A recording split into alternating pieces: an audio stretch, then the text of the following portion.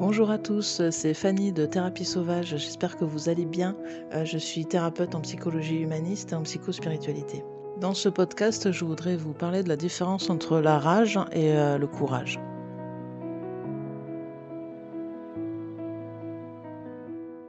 C'est lors d'une séance où j'accompagne un client qui lutte contre une maladie, qui m'expliquait que pour lutter, en fait, il avait mobilisé ce qu'il prenait pour du courage, en fait, comme une sorte qui était en fait une rage, pour s'en sortir, quoi.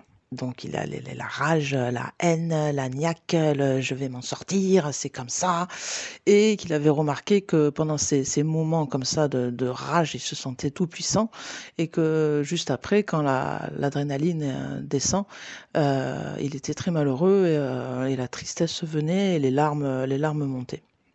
Donc il ne comprenait pas pourquoi. Donc je lui expliquais en fait la différence entre le courage et la rage. Donc commençons par la rage, hein. Donc la rage est une énergie très puissante effectivement, hein. C'est, quand on est, par exemple quand on fait du sport ou quand on doit aller au bout du bout du bout, qu'on n'en peut plus, que le corps n'en peut plus, qu'on est essoufflé, on va sortir cette rage de vaincre là, qui va nous permettre de faire le finish et d'arriver, sur les derniers 500 mètres à tout cracher et à aller au-delà de nous et à finir en fait, ce qu'on avait prévu de finir. Disons arriver à la fin de la course parce qu'on a fini à la rage et au nerf, quoi. Donc oui, ça nous donne de la force, c'est une grande puissance. Mais le problème avec, cette rage justement, c'est qu'elle est extrêmement coûteuse en énergie et que derrière cette rage se cache souvent, oui, de la tristesse. C'est pour ça que quand la rage se calme, souvent on pleure et qu'on est très malheureux et qu'on est triste. Parce que cette rage prend racine dans, bien souvent, un sentiment d'injustice qu'on a eu enfant, prend racine dans de la colère, dans de la haine, dans un sentiment d'injustice et heu et donc on va puiser quand même dans des énergies, noires, au fond de nous qui effectivement, en cas d'urgence et si on n'a plus de force, eh bien ça vaut le coup d'appuyer sur le bouton rage parce que ça nous donne une force, ça décuple nos forces, mais le problème, c'est que c'est extrêmement, comme je l'ai déjà dit, coûteux, quoi. C'est-à-dire qu'on va tout flamber, en 500 mètres, quoi, voilà.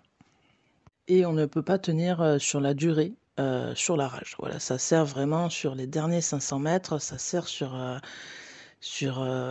peu de temps, en fait, voilà.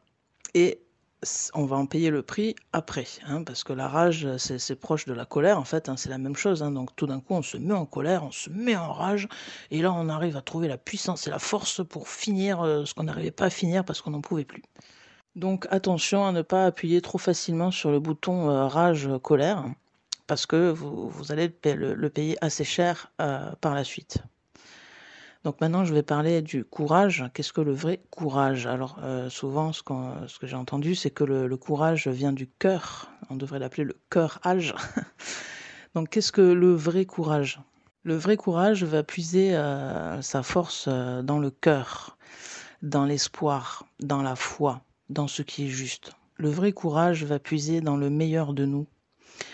Et c'est là la différence. Donc le vrai courage, donc ça va pas nous emmener un shot, on va dire de puissance comme peut le faire la rage et la colère, mais, va nous permettre de beaucoup mieux tenir sur la durée et le courage, n'est pas coûteux en énergie parce que le courage vient du cœur et tout ce qui vient du cœur se régénère, par lui-même et le courage permet, de tenir, beaucoup plus sur la durée. Le vrai courage vient, d'une détermination au fond de nous, d'une décision que l'on prend de s'en sortir, d'y arriver, de réussir. Le vrai courage, prend racine dans, une réflexion profonde et dans une décision, heu, de l'âme et du cœur et c'est pour ça qu'on peut aller beaucoup plus loin avec, ce courage. Donc on peut le baser sur, l'intime conviction, qui est quelque chose de très puissant. J'ai la conviction que je vais m'en sortir et c'est comme ça. Ou on peut le puiser, dans la détermination, ce qui est pareil, on peut le puiser dans l'amour aussi. Le vrai amour, un amour, puissant, le vrai amour du cœur qui, lui aussi, n'a pas de fond et se régénère tout seul, donc on peut s'appuyer dessus, tout le temps. Il y a aussi beaucoup une notion de foi dans le courage et d'espoir que l'on va transformer en décision. C'est-à-dire qu'on ne se contente pas d'espérer que peut-être ça va s'arranger. Non, on décide que ça va s'arranger et ça va s'arranger et c'est comme ça et on va tout faire pour. Parce qu'on se sent porté, parce qu'on sent qu'on est dans le juste, qu'on n'est pas tout seul et que tout l'univers est avec nous pour traverser cette épreuve. Et voilà à quoi nous relie, le vrai courage et voilà pourquoi, on peut tout combattre une fois qu'on est vraiment connecté à ce courage du cœur, de la foi, de l'espoir, de la détermination. C'est on va dire que ça fait moins de grandes flammes que la rage et la colère, mais c'est un petit feu qui peut durer, extrêmement longtemps et qui ne nous quitte jamais. Donc si vous êtes face à une épreuve extrêmement difficile comme une maladie par exemple ou un deuil, pensez à ça, à mobiliser votre courage et essayez d'éviter la rage. Bien que oui, quand on a vraiment plus de force, appuyez sur le bouton rage, ça peut vous sauver, dans un premier temps. Mais sachez que vous ne tiendrez pas sur la durée, juste avec la rage de vivre et la rage de vaincre.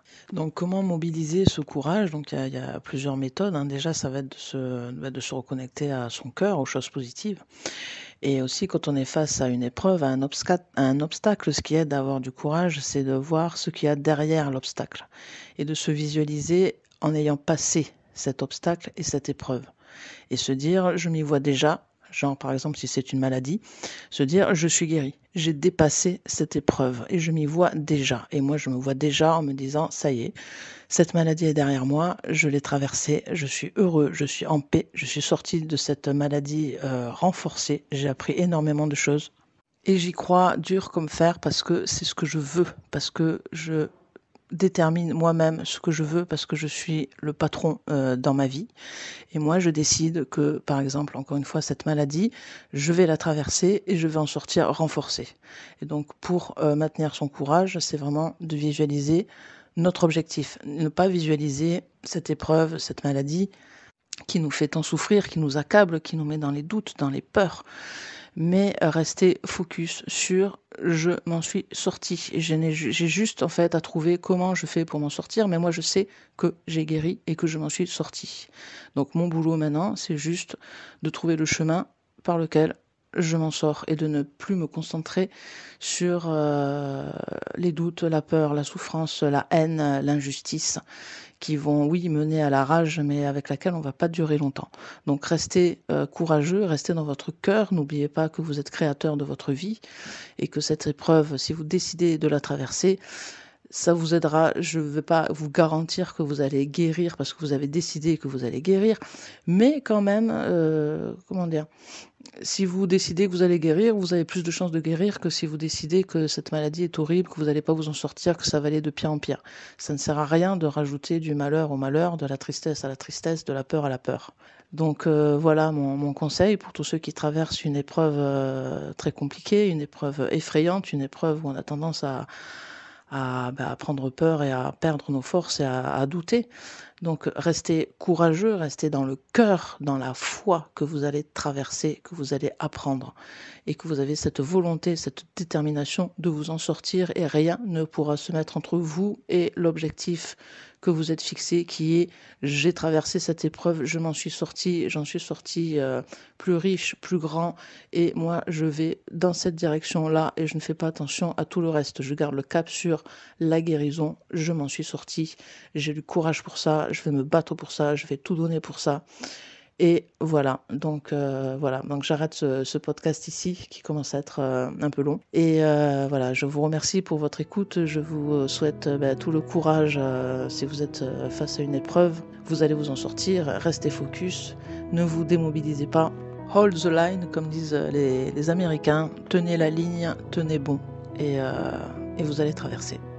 Voilà, je vous remercie pour votre écoute. Pensez à liker ou à commenter la vidéo si vous avez aimé, car vous aiderez cette chaîne à être mieux référencée et vous m'aiderez à aider plus de personnes. Voilà, donc c'était Fanny pour Thérapie Sauvage. N'hésitez pas à me contacter pour si vous avez besoin d'un accompagnement sur therapiesauvage.com. Et voilà, je vous souhaite le meilleur, je vous souhaite du courage. Et merci beaucoup encore pour votre écoute. À très bientôt. Au revoir.